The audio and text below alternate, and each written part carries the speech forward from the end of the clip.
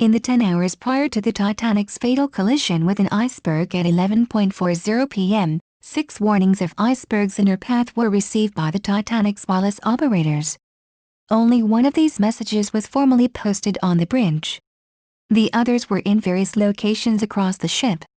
If the combined information in these messages of iceberg positions had been plotted, the ice field which lay across the Titanic's path would have been apparent. Instead, the lack of formal procedures for dealing with information from a relatively new piece of technology, the wireless, meant that the danger was not known until too late. This was not the fault of the Titanic crew.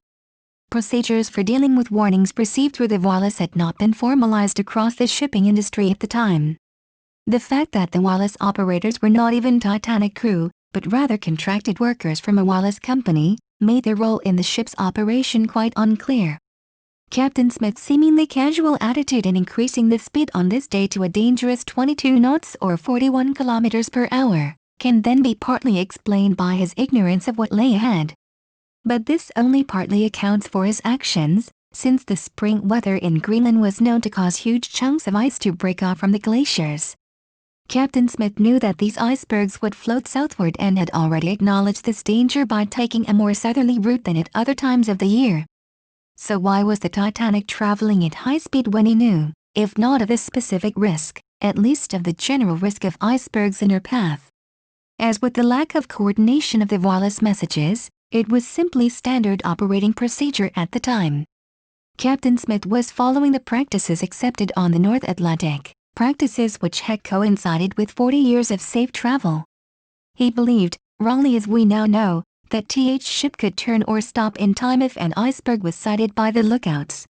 There were around 2.5 hours between the time the Titanic rammed into the iceberg and its final submersion.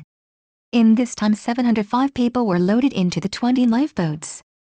There were 473 empty seats available on lifeboats while over 1,500 people drowned. These figures raise 2 important issues. Firstly, why there were not enough lifeboats to seat every passenger and crew member on board. And secondly, why the lifeboats were not full. The Titanic had 16 lifeboats and 4 collapsible boats which could carry just over half the number of people on board her maiden voyage and only a third of the Titanic's total capacity. Regulations for the number of lifeboats required were based on outdated British Board of Trade regulations written in 1894 for ships a quarter of the Titanic's size, and had never been revised.